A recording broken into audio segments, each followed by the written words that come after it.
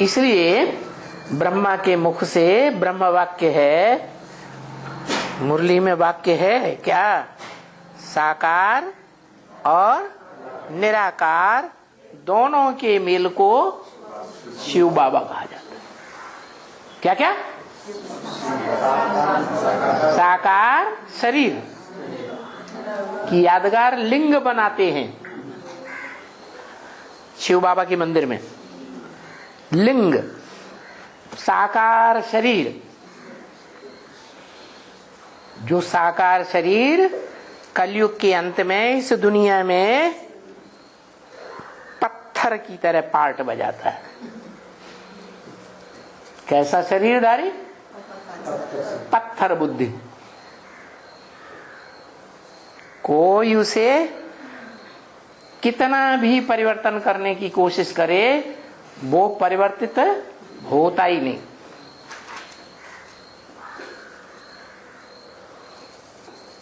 जो त्रिमूर्ति में दिखाया जाता है, ब्रह्मा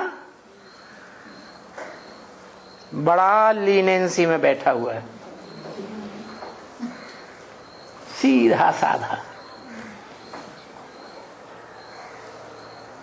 माताएं भी उसे अपने तरीके से चला लेती, बच्चे भी उसे अपने तरीके से चला लेते। और शंकर हिलने वाला नहीं, कोई कितना भी हिलाए वो हिलने वाला, चेंज होने वाला नहीं। ऐसा पत्थर की तरह यादगार बनाया जाता है भक्ति मार्ग में शिवलिंग का। कौन सा पत्थर? संगमरमर नहीं। हाँ, कि भाई संगमरमर का पत्थर हो।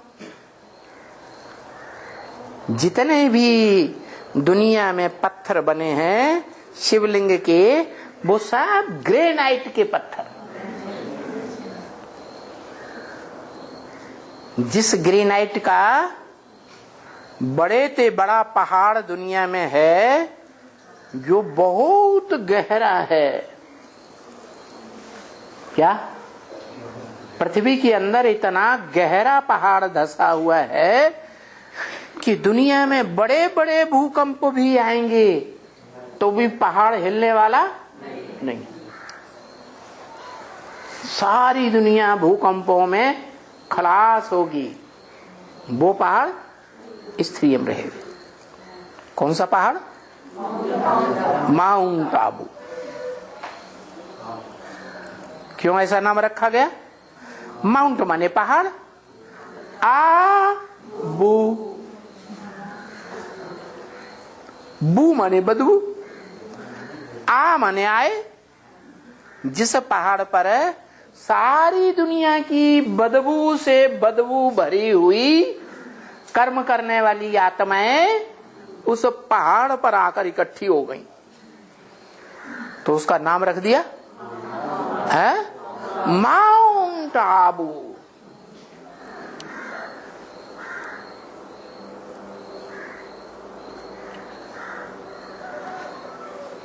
ये माउंट आबू पहाड़ पर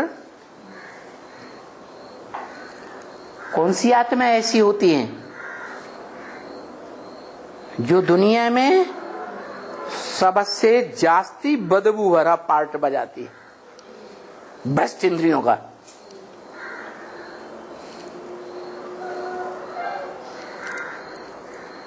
है? अरे देवताएं तो ज्ञानेंद्रियों से पार्ट बजाते हैं, नाक, आंख, कान, मुंह, उनमें बदबू निकलती है? नहीं, गंध तो नहीं निकलती। जो भ्रष्ट इंद्रियां हैं उनसे गंध निकलती है। उनमें भी सबसे जास्ती गंध फैलाने वाली है काम इंद्रिय। आज की दुनिया में तो काम इंद्रिय से जो बच्चे पैदा हो रहे हैं, पूरे ही बिच्छू टेंडन पैदा हो रहे हैं। क्या है? ऐसा जानवर कौन सा होता है जो पैदा होता है और अपनी अम्मा का पेट ही फाड़कर पैदा होता है? बिच्छू। क्या? है? तो ये बिच्छू हैं। कौन? आज की संतान जो भ्रष्ट इंद्रियों की गंध से पैदा हो रही है, वो बिच्छू टिंडन मिसल संतान है। माँ बाप को ही सबसे जास्ती दुख देती है, सबसे जास्ती माँ को।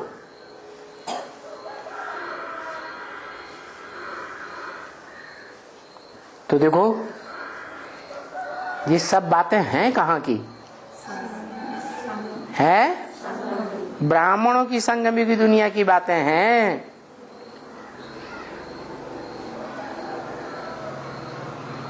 ये जगदम्बा के जो बच्चे हैं ना, अम्बा है ना, है जगत पिता की सहचरी है ना, है जगत पिता जिसे शिव शंकर भोलेनाथ कहा जाता है, कहते कि नहीं? उस जगत पिता की सहचरी जगदम्बा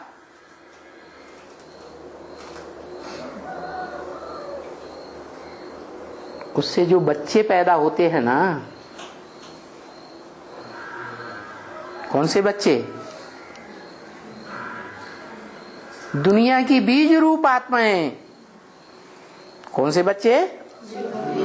दुनिया की बीज रूप आत्माएं। वो प्रत्यक्षता रूपी जन्म जब लेती है इस दुनिया में, तो मां का पेट फाड़ करके जन्म लेती है। क्या कहा है? किसको सबसे जास्ती दुख देती है? मां को ही सबसे जास्ती दुख देती है। कौन सी मां है? जगदम्बा। ये वो बीज रूप आत्माएं हैं जिनसे सारी दुनिया के धर्म के लोग जन्म लेते हैं।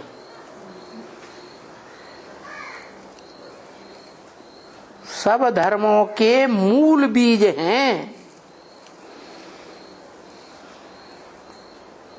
12 के 9 धर्मों के मूल बीज। 12 इंटू 9 कितने हुए? 108।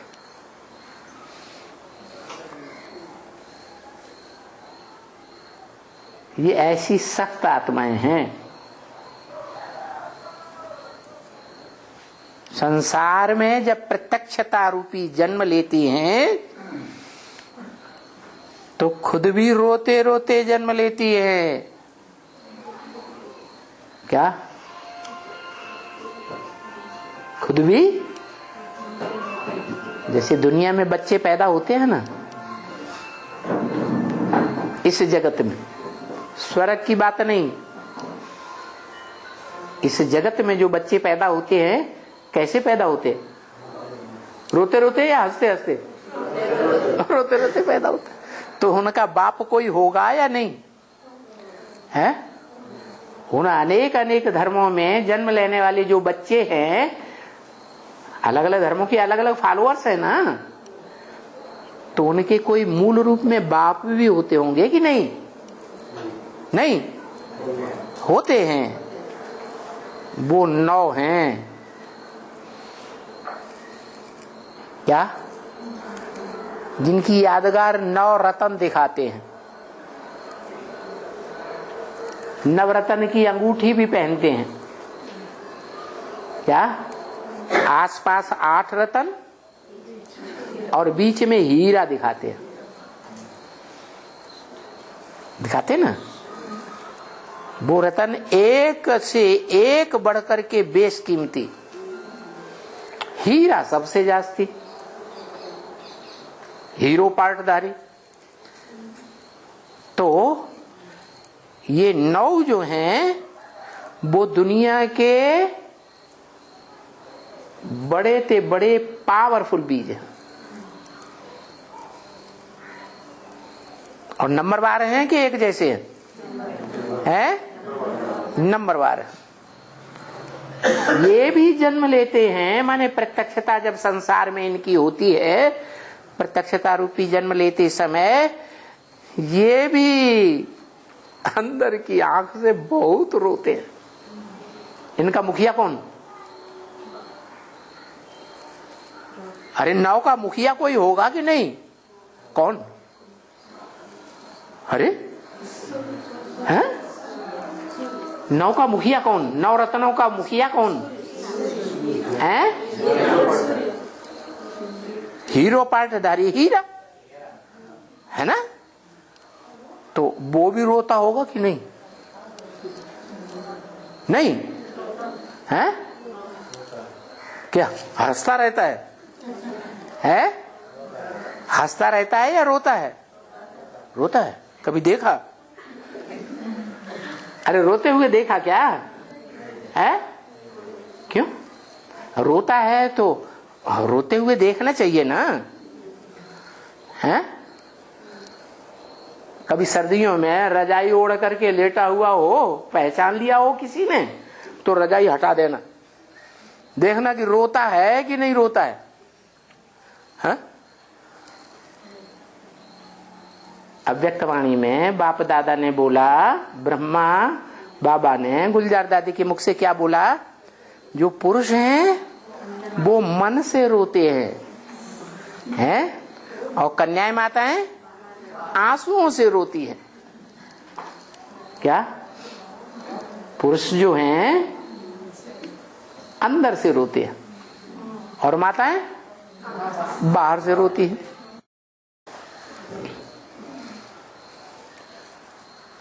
तो ज्यादा दुखदाई रोना किसका है? जो अंदर अंदर रोता रहे और बाहर की दुनिया को दिखाए कि हंसता है, खुश खुश दिखाई दे, वो ज्यादा दुखदाई रोना है, या जो बाहर से आंसू बहा दे, है ना? वो ज्यादा दुखदाई है? अंदर अंदर से रोता भी रहता है और किसी को दिखा भी नहीं सकता। और ये बात ब्रह्म महावाक्य मुरली में भी बोल दी। भगवान को जितना रुलाया है उतना और किसी को दुनिया में नहीं रुलाया है।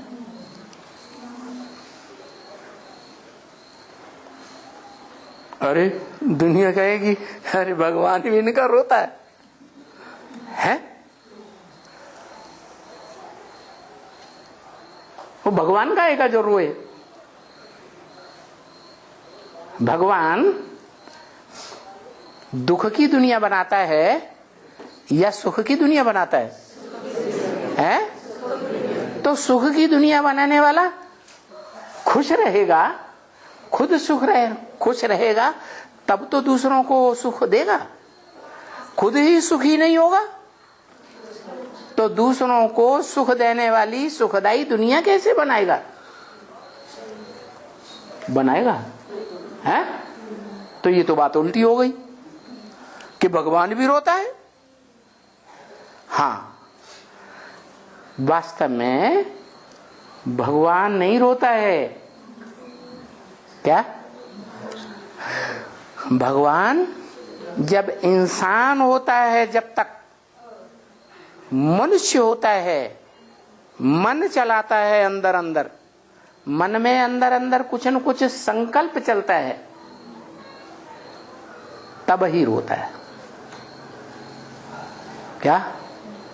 जब नो संकल्प टाल में बिंदी और निरंतर के लिए बिंदी, क्या एक सेकंड भी कोई संकल्प ना आए, इच्छा मात्रम अविद्या, तो फिर रोने की बात होगी? है? रोने की बात नहीं। तो भगवान को जितना रुलाया है उतना किसी को नहीं रुलाया है। इसका मतलब क्या हुआ कि भगवान का पार्ट बजाने वाली जो आत्मा है, मनुष्य आत्मा, वो रोती है। क्या? मनुष्य को भगवान ही नहीं कहा जाता। वास्तव में जो मन का उपयोग करता है वो भगवान है ही नहीं। मनुष्य अगर मन का उपयोग करना बंद कर दे, मन को पूरा कंट्रोल कर ले, कोई संकल्प न चलने दे, एकदम बिंदु, सदा काल का बिंदु, क्या? सदा काल के लिए बिंदु, तो वो भगवान कहा जाता है। मनुष्य को भगवान नहीं कहा जा सकता। क्या? मनुष्य है, मन वाला है, मननात् मनुष्य कहा जाता है। मनन चिंतन मंथन करने वाला मनुष्य कहा जाता है। कोई भी मनन चिंतन मंथन नहीं, मन के अंदर भी नहीं, वाचा के अंदर तो बड़ी बात, तो उसको भगवान कहा जाएगा। तो ब्रह्म वाक्य झूठा बोला या सच्चा बोला? क्या ब्रह्म वाक्य? भगवान को जितना रुलाया है उतना और किसी को नहीं रुलाया। और क्लैरिफिकेशन भी दे दिया। भगवान कौन? इस सृष्टि पर सदा कायम कोई चीज है नहीं। सदा कायम एक शिव बाबा ही। और शिव बाबा किसको कहा जाता? जो साकार शरीर और निराकार ज्योति बिंदु आत्मा दोनों इकट्ठे होके पार्ट बजाएं तो शिव बाबा माना भगवान हो गया। हाँ, एक है उसकी संपन्न स्टेज और एक है उसकी पुरुषार्थी स्टेज। तो संपन्न स्टेज है, उसकी यादगार है शिवलिंग। क्या? लिंग माने शरीर भी है और उसमें ज्योति बिंदु आत्मा भी है, लेकिन संकल्प कुछ नहीं, एकदम जैसे पत्थर, कोई भावना नहीं, कोई भावना का अतिरेक नहीं। क्या? तो बताया जिसमें कोई भी प्रकार की भावना नहीं रहती, भावना का अतिरेक होता ही नहीं कभी, लेकिन है देहधारी, देह की कर्मेंद्रियों के द्वारा पार्टी भी बजाता है, लेकिन जिन कर्मेंद्रियों से पार्ट बजाता है उसकी, उन कर्मेंद्रियों की स्मृति उसे नहीं रहती। उन कर्मेंद्रियों से वो किसी प्रकार का सुख या दुख अनुभव ही नहीं करता, तो उसको कहा जाता है भगवान। इसलिए गीता में लिखा है कि ऐसा योगनिष्ठ हो। कैसा योगनिष्ठ है? जिसकी कर्मेंद्रियां तो हैं, देह तो है कर्मेंद्रियों वाला, ज्ञानेंद्रियों वाला, लेकिन कर्म करते हुए भी उनका अनुभव न अच्छा अनुभव लेता और न बुरा अनुभव लेता। कर्मेंद्रियों से न सुख भोगता और न दुख भोगता। कोई प्रकार की भावना मन की नहीं, मन माने दिल की कोई भावना नहीं, कोई इच्छा नहीं, इच्छा मात्रम अविद्या। तो ऐसी आत्मा को कहा जाता है भगवान। क्या? भाग्यवान। दुनिया का सबसे जास्ती भाग्यवान जो ब्रह्म वाक्य है कि मैं किस तन में आता हूं, है भाग्यशाली रथ में आता हूं। यही बात गीता में कही है। गीता में भगवान अर्जुन से कहते हैं, इदं शरीरम कौन्तेय क्षेत्रम मित्यभिधीयते। हे कुंती पुत्र अर्जुन, ये तेरा जो शरीर रूपी रथ है ना, ये धर्म क्षेत्र है, ये कर्म क्षेत्र है। क्या? कैसा क्षेत्र? क्षेत्र माने युद्ध भूमि, युद्ध का क्षेत्र है। दुनिया में जितने धर्म फैले हुए हैं वो सब धर्म आपस में लड़ते हैं, महाभारत युद्ध होता है, जिससे बड़ा युद्ध कभी दुनिया में न हुआ है न कभी होगा। ऐसे बड़े से बड़े महाभारी महाभारत युद्ध में सब धर्मों की आत्माएं कूद पड़ती हैं। ऐसे नहीं कोई कोई धर्म हो। क्या? उन शास्त्रकारों ने तो दिखा दिया, द्वापर के अंत में भगवान कृष्ण। अरे द्वापर में सब धर्म होते हैं दुनिया में, है? सब धर्म तो द्वापर में नहीं होते। सब धर्म कब इकट्ठे होते हैं? कलयुग के अंत में इकट्ठे होते हैं। इसीलिए तो गीता में कहा सर्वधर्मान परित्यज्य। क्या? सब धर्मों को त्याग दे। सब धर्मों को त्यागेगा तो धर्म पिताओं को नहीं त्यागेगा, है?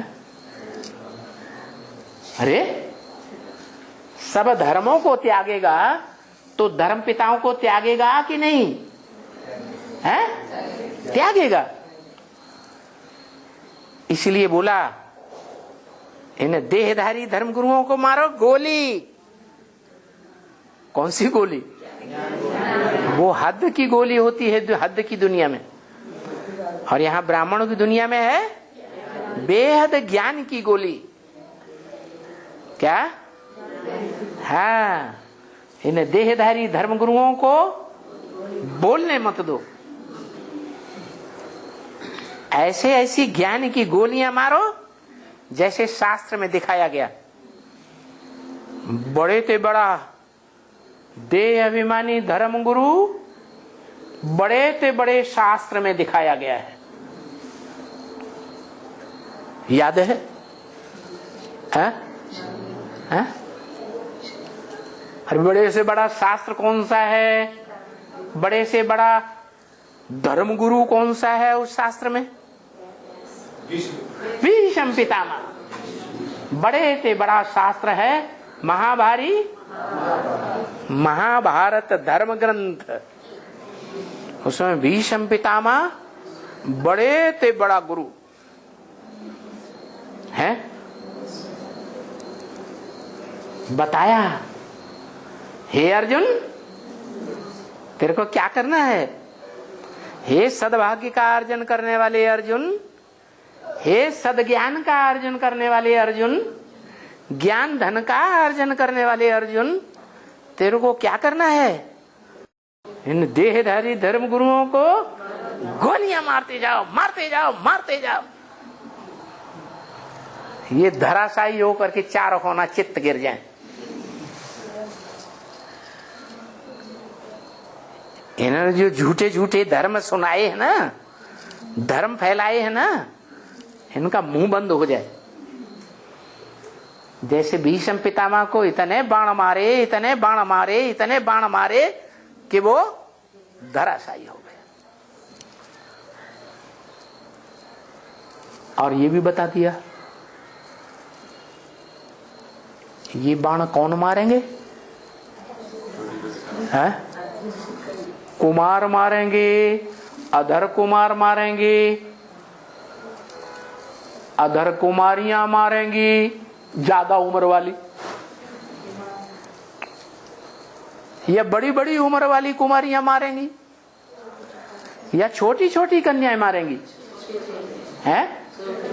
दिखाया छोटी छोटी कन्याएं बड़े बड़े धर्मगुरुओं को बाण मारेंगी। क्या? कैसी कन्याएं? छोटी छोटी कन्या। अच्छा,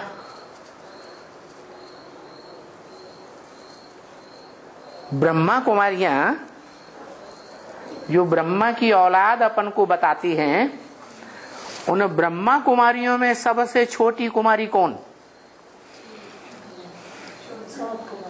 है?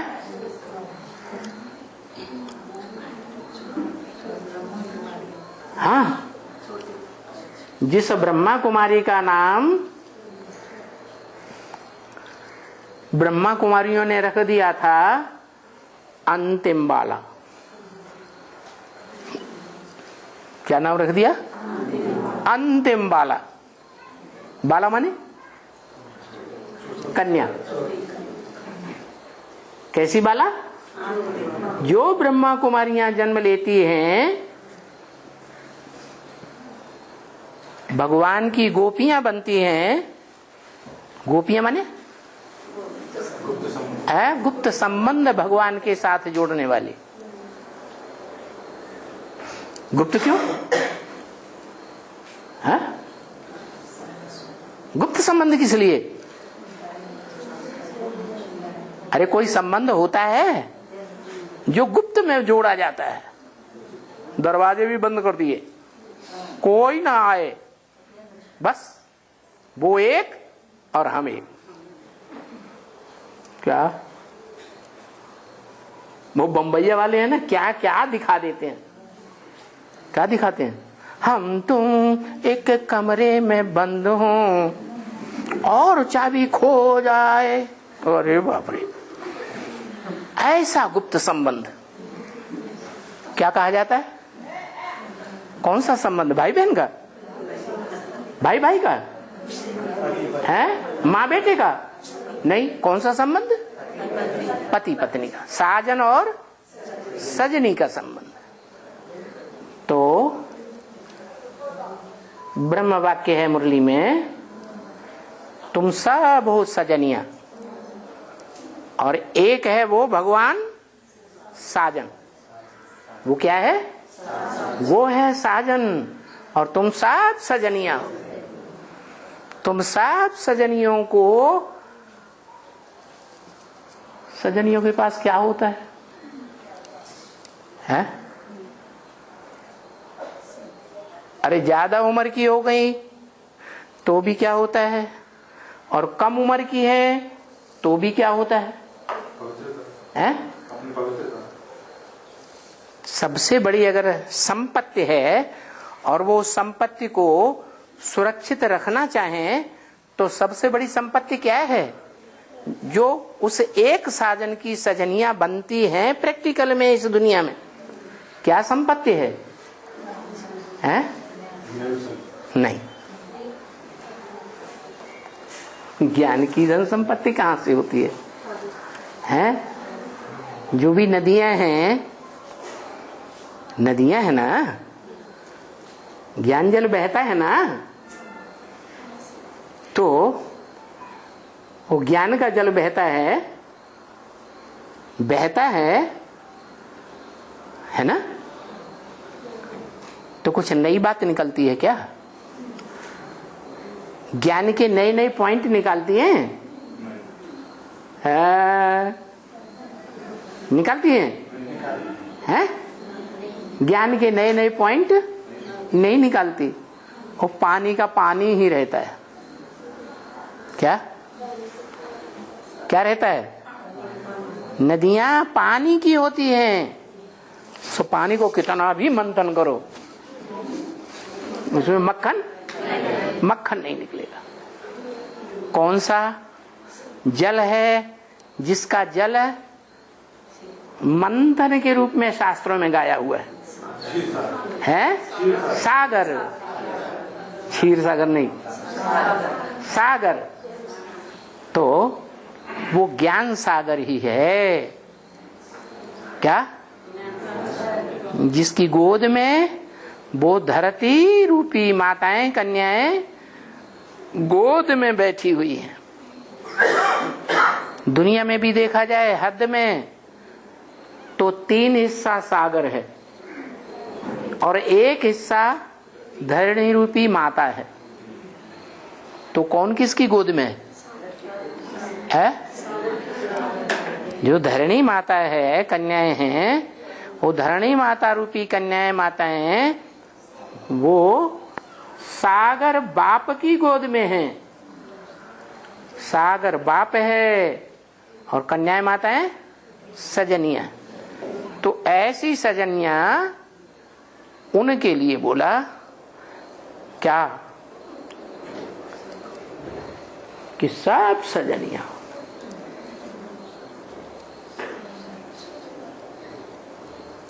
सागर में समाई हुई हो या नहीं हो, हैं? सागर में समाई हुई है। और मछलियां कहाँ होती हैं? हैं? सागर में ही मछलियां होती हैं सबसे जास्ती। तो ज्ञान सागर की जो भी मछलियां हैं, उन मछलियों में सबसे बड़ी मछली का नाम क्या दिया?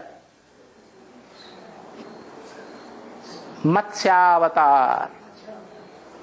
क्या नाम दिया? मत्स्यावतार। वो किसका पार्ट है? जो इतना बड़ा रूप धारण करता है कि सारी दुनिया की मनुष्य आत्माएं उसके प्रभाव में आ जाती है। उस मगरमच्छ के पेट में सारी मछलियां आ जाती हैं। इसलिए एक न्याय बना हुआ है मछलियों का। क्या? मछलियों का यही न्याय है कि बड़ी मछली छोटी मछली को खा जाए। और सागर में इतनी मछलियां, छोटी बड़ी मध्यम, कैसी कैसी, देखने में भी कोई सुंदर, कोई बड़ी काली, कोई कैसी, कोई बड़ी भयंकर। शार्क मछली कैसी होती है? कितनी भयंकर होती है। लेकिन उन सारी मछलियों को कौन खा जाता? मगरमच्छ। उस मगरमच्छ को कोई कंट्रोल नहीं कर पाता। क्या? अगर कोई कंट्रोल करता है तो कंट्रोल करने वाला वो ही एक महादेव कहा जाता है, जो स्वयं कंट्रोल नहीं करता है। उसके सर पर क्या दिखाई जाती है? गंगा दिखाई जाती है। सर पे क्यों से चढ़ा रखा है? जो प्यारा बच्चा होता है तो क्या करते हैं? बाप जो है उसको मारे प्यार के सर पे चढ़ा के ऐसे ऐसे खिलाते हैं। तो यही बात है, जो भगवान बाप है वो किन बच्चों को ज्यादा प्यार करता है? सबसिबल बच्चों को। तो गंगा ने जितना सेवा की है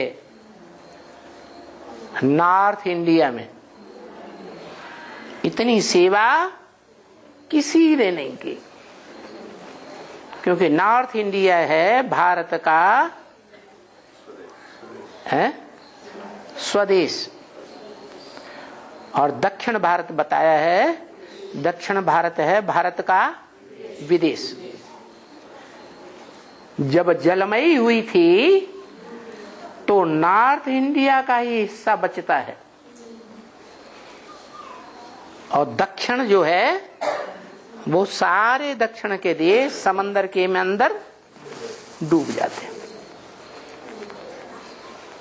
इसलिए बताया, जैसे दुनिया में जितने भी धर्मखंड हैं वो सारे ही धर्मखंड जब जलमयी होती है तो सब धर्मखंड सागर के अंदर डूब जाते, सारी दुनिया में जलमयी हो गई, एक भारत खंड रहता है। ऐसे ही भारत खंड में भी भारत के दो हिस्से हैं, एक नॉर्थ इंडिया, एक साउथ इंडिया। जो नॉर्थ इंडिया है उसी का कोई हिस्सा है जो डूबता नहीं है। क्या? कौन सा हिस्सा है? अखंड भारत का एक ही चोटी है, संसार में प्रसिद्ध है। कौन सी चोटी है? एवरेस्ट, पूर्वी सभ्यता की प्रतीक। ईस्ट माने पूरब, एवरेस्ट पूर्वी सभ्यता की प्रतीक। एवरेस्ट चोटी दुनिया के पहाड़ों में इतनी ऊंची चोटी है कि सारी दुनिया जलमयी हो जाती है, लेकिन वो चोटी जलमयी नहीं होती।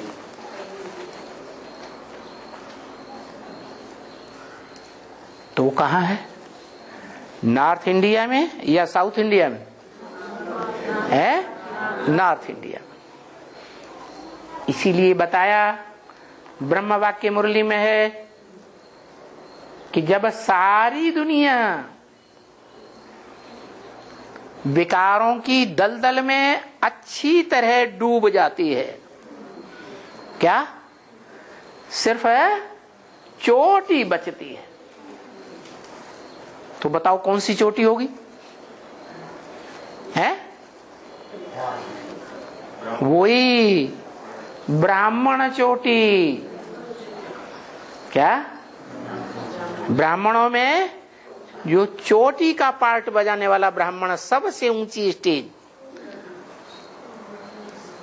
वो चोटी का ब्राह्मण बचता है जब ज्ञान की जलमयी होती है सारे संसार में।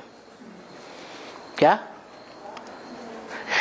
ज्ञान की जलमयी में सारा संसार डूब मरता है। अरे, अज्ञान में डूबना चाहिए या ज्ञान में डूबना चाहिए? अज्ञान में डूबना चाहिए। ये ज्ञान में क्यों डूब मरता है? इसलिए कि जब बाढ़ आती है दुनिया में कहीं भी जल की, तो उसमें क्या मिक्स हो जाता है? मिट्टी। वो है हद की मिट्टी, और ब्राह्मणों की दुनिया में है ये शरीर क्या है? मिट्टी। देवभान ही मिट्टी है। ये देवभान की मिट्टी जो है वो सारी दुनिया में जलमयी में मिक्स हो जाती है। और जब ऐसी बाढ़ आती है दुनिया में जिसमें भयंकर मिट्टी मिली हुई है, तो सब प्राणी अंधे हो जाएंगे या सोझरे रहेंगे? सब अंधे हो जाते हैं। अंधों को कुछ दिखाई नहीं पड़ता, कुछ मालूम ही नहीं पड़ता कहां जाएं, क्या करें, कैसे करें, सब खलास हो जाते हैं। ऐसे दिखाते हैं ना शास्त्रों में। जलमयी हो गई। कौन सी जलमयी है? अज्ञानता की जलमयी कहें, उसे ज्ञान की जलमयी नहीं कहें। ज्ञान वो जिसमें मिट्टी का, देवभान का एक अंश मात्र भी न हो, वो है ज्ञान। जैसे दूध का भरा हुआ घड़ा है, प्योर दूध, और उसमें सर्प का आधा बूंद डाल दो। क्या? अच्छा, आधा नहीं, चौथाई बूंद ही डाल दो, तो क्या हो जाएगा? सारा गंदा हो जाएगा। ऐसे ही ये ईश्वर का दिया हुआ जो ज्ञान जल है, उस ज्ञान जल में अगर देवभान का एक टीपा भी मिक्स कर दिया है, तो क्या हो जाएगा? अज्ञान हो जाएगा कि ज्ञान रहेगा? अज्ञान हो जाता है। देखा होगा, ज्ञान जल का दान करने वाले ज्ञान जल का दान करते हैं, तो जिसको दान करते हैं उसके सामने ज्ञान दान करते समय कुछ न कुछ देवभान में आते हैं या नहीं आते हैं? बोलो। कुछ न कुछ देवान जरूर आ जाता है। क्यों आ जाता है? इसलिए आ जाता है कि ये ज्ञान सुनाते सुनाते रमक में ऐसे आते हैं कि भूल जाते हैं ये ज्ञान हमारा नहीं है, ये ज्ञान उसका दिया हुआ है। तो देह अहंकार में आकर के थोड़ा भी देह अहंकार अगर ज्ञान में मिक्स कर दिया तो क्या हो गया? वो है विष हो जाता है।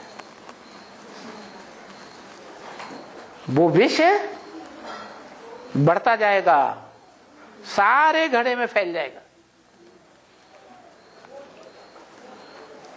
तो सभी ब्राह्मण अपने जीवन में देखें कि क्या हम ज्ञान सुनाते हैं तो आंखें कभी तुर्स होती हैं या नहीं होती हैं? अगर जिज्ञासु कुछ अपोजिशन करता है तो, प्रश्न के ऊपर प्रश्न करता है तो आंखों में तुर्सपन आता है, देहभान आता है या नहीं आता है? है? आता है। बस समझ लो, देहभान का ज्ञान मिक्स किया या नहीं किया है? देहभान का ज्ञान मिक्स हो गया। वो मिक्सरिटी जो है वो ईश्वर का ज्ञान नहीं रहा।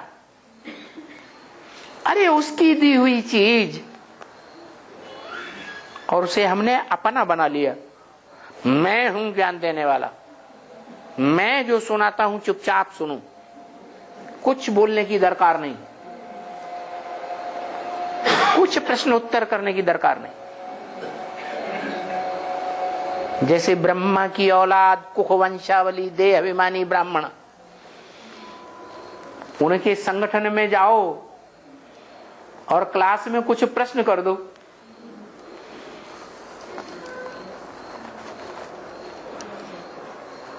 तो तुम्हारे प्रश्न का जवाब देंगे? हैं? बजाय जवाब देने के और ही आंखें लाल पीली करने, शंकर पार्टी उठो यहां से, चलो।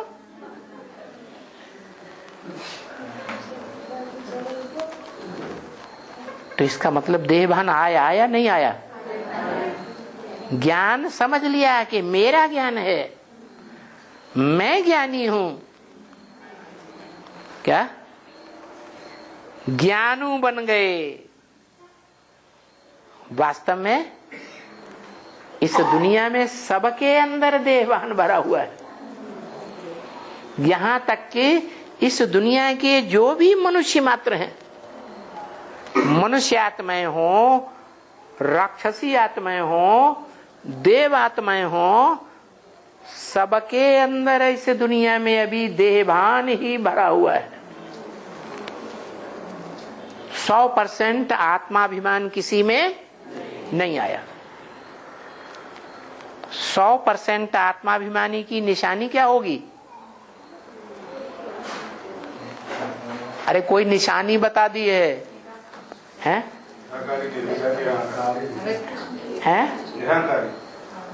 निराकारी माने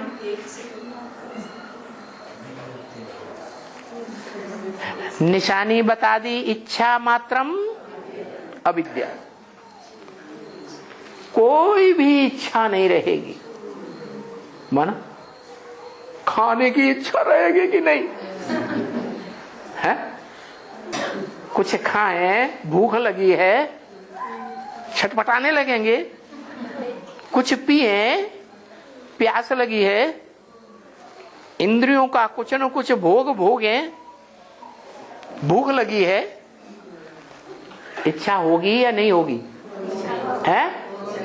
देहभान है तो इच्छा होगी। देहभान का नाम निशान नहीं है तो कोई भी इच्छा हो ही नहीं सकती। और अनुभव भी किया होगा ब्राह्मणों ने अपने जीवन में, जिन दिनों याद की अच्छी अवस्था रहती है उन दिनों भूख और प्यास और नींद क्या हो जाता है?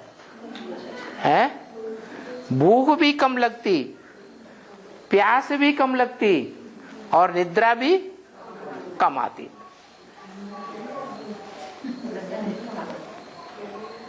ये भूख किसे लगती है? भोगी को। क्या कोई भी इंद्रियों की भूख लगती है तो भोगी है या योगी है? भोगी है।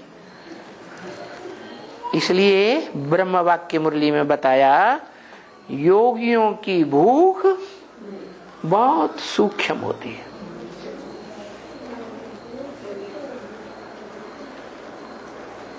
क्या जितना बड़ा योगी होगा तो उसकी भूख भी कम होगी। भोगी होगा तो इंद्रियों की भूख भी जास्ती होगा। निजाम बादशाह है 500 रानियां रखता था, उसकी कामेंद्रिय की भूख कितनी बड़ी थी, कितना खाता था। हिस्ट्री बताती है कि जब वो सवेरे को नाश्ता करता था तो जो केले हैं ना उनका बड़ा लंगर पका हुआ पूरा सामने रख दिया, आपने खा लो, सारा सफाचक। इतना खाता था, नाश्ते में ही इतना खा जाता था। तो भोगी था कि योगी था? भोगी था। भोगी को भूख भी ज्यादा लगती, भोगी को नींद भी ज्यादा आती। और भोगी के जो भी इंद्रियां हैं 9 द्वारे हैं। शरीर में कितने द्वार? 9 द्वार हैं। 9 द्वारों में से ज्यादा गंध निकलेगी।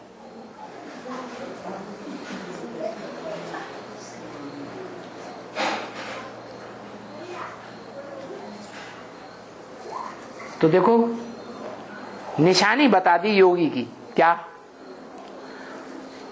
क्या पहचान है? इच्छा मात्रम अविद्या।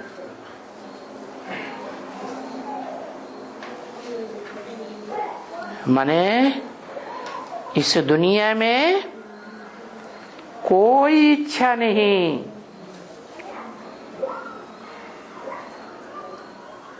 ऐसी आत्मा एक ही है जो सदा काल है। इस सृष्टि पर जब भी आती है पार्ट बजाती है, और जितने काल भी पार्ट बजाती है, क्या उसको कोई इच्छा नहीं। कौन?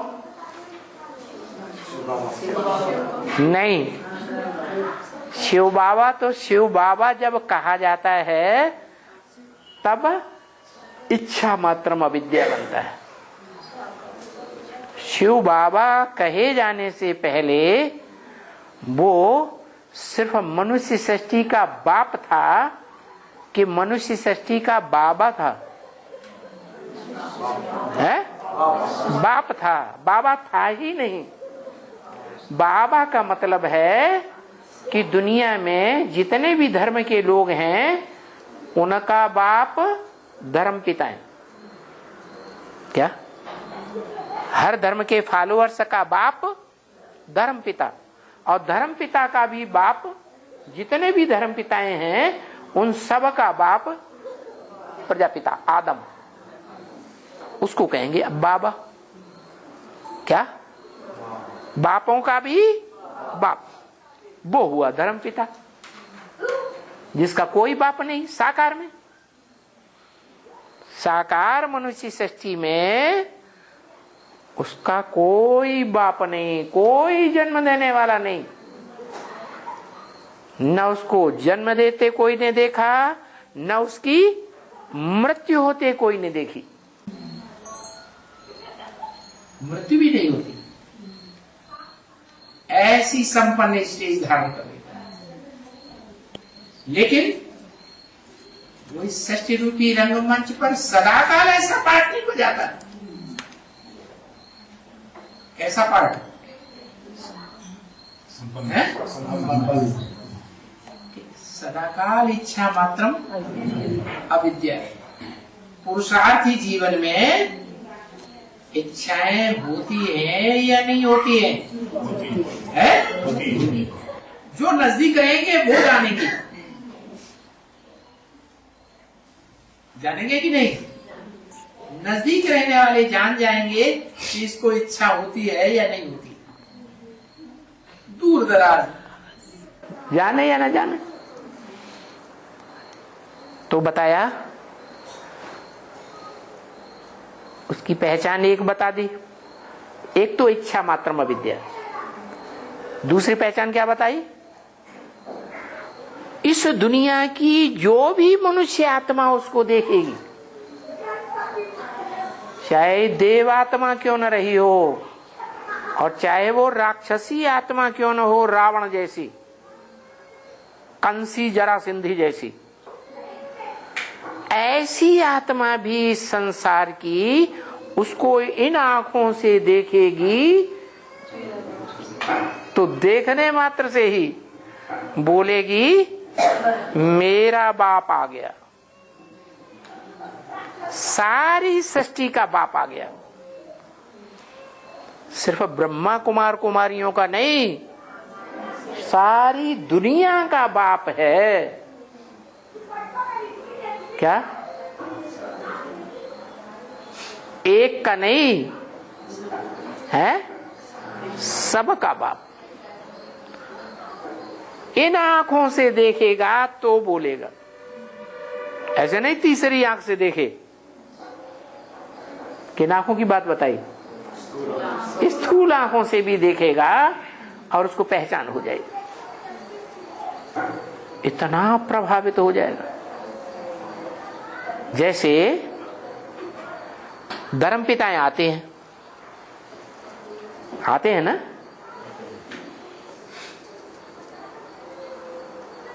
बुद्ध आया। इस दुनिया में बुद्ध को उस स्टेज में जिसने देखा, जिसकी यादगार आज भी बुद्ध के चित्र बने हुए हैं,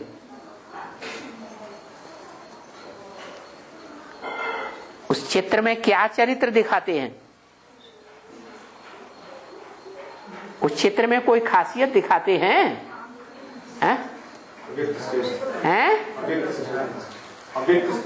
हाँ, वो निराकारी स्टेज चेहरे से झलकती है। क्या?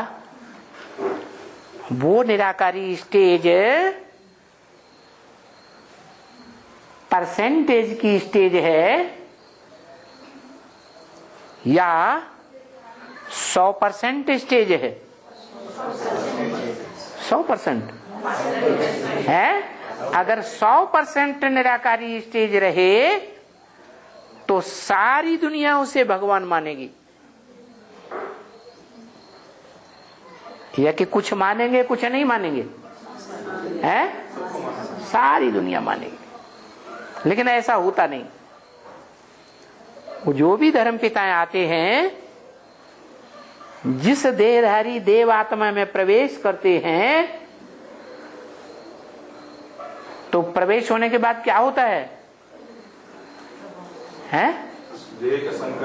हाँ, प्रवेश होने के बाद जिस देहधारी में प्रवेश करते हैं वो उतरती हुई आत्मा है सृष्टि रूपी रंगमंच पर, या चढ़ती स्टेज वाली आत्मा है?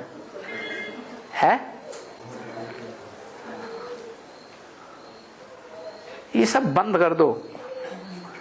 सबका बुद्धियोग खींच लेते हैं और बात सुनने ही नहीं देते।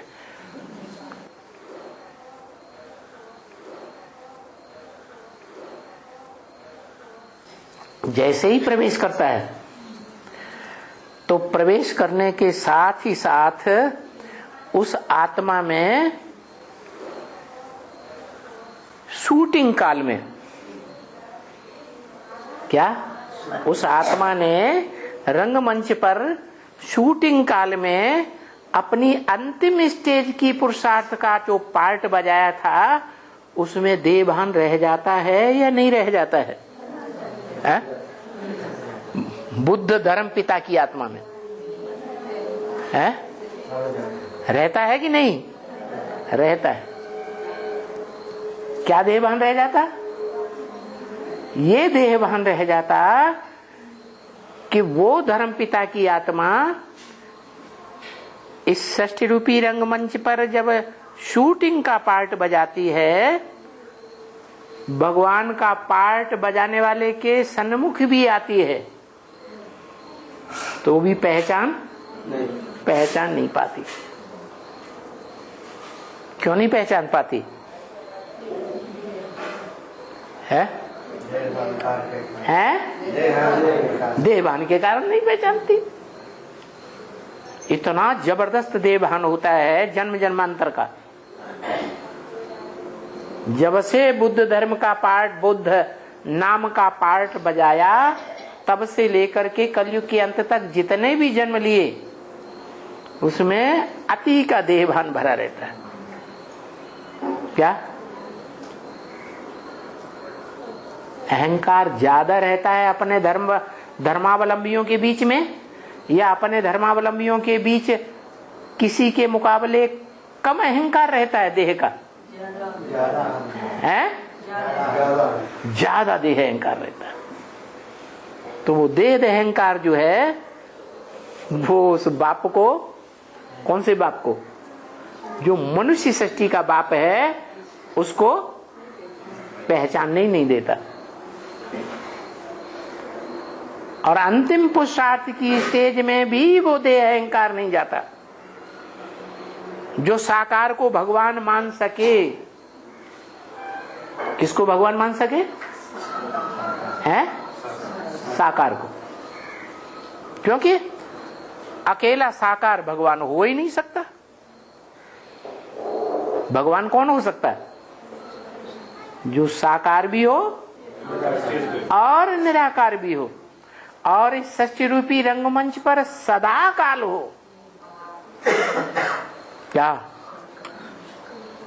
कभी निराकार हो, कभी निराकार न हो, कभी साकार हो, कभी साकार न हो? नहीं। इस सृष्टि रूपी रंगमंच पर वो आत्मा जब तक रहे, तब तक साकारी और निराकारी दोनों एक ही शरीर में पार्ट बजाए। हाँ, जो निराकारी आत्मा है, कभी तामसी पार्ट बजाती है और कभी सात्विक पार्ट बजाती है। इतना तामसी पार्ट बजाती है कि सारी मनुष्य सृष्टि का बाप साबित हो जाए।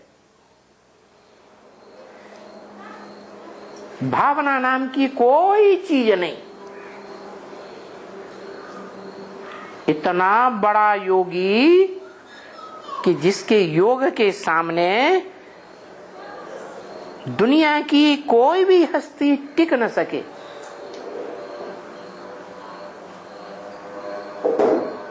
सबके शरीर का पराभव कर दे।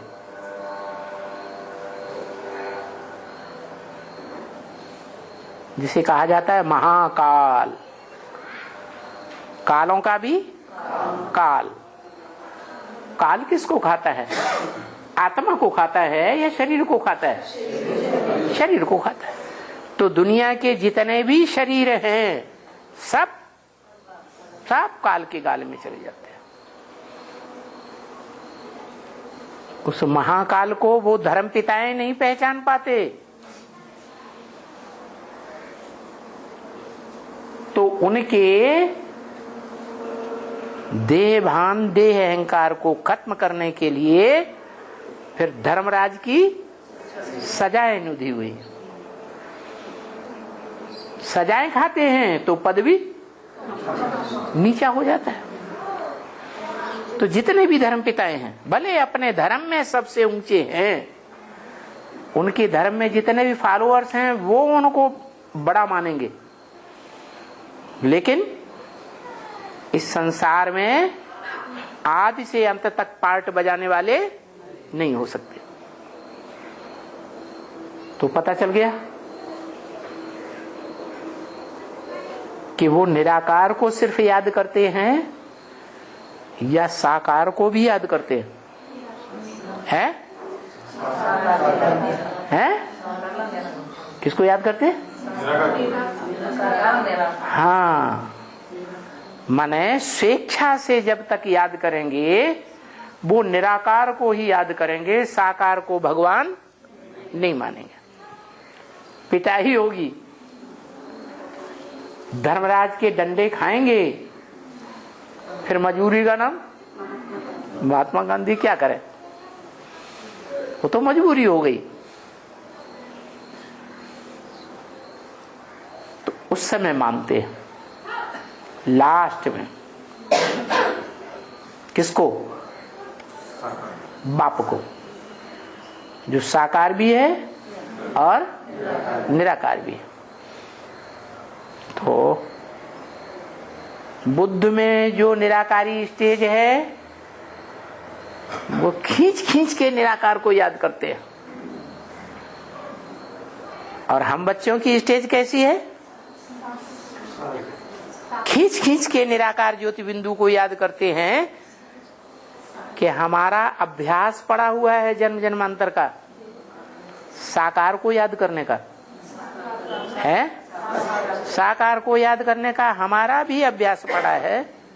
लेकिन हम जिसके अभ्यासी हैं, जिसके संग के रंग में 63 जन्म ज्यादा रहे हैं, 21 जन्म तो रहे ही है, तो वो हमें सहज सहज याद आता है साकार, और हमारी बुद्धि में बैठ जाता है कि साकार में वो निराकारी स्टेज वाला एक ही है, आत्मा है।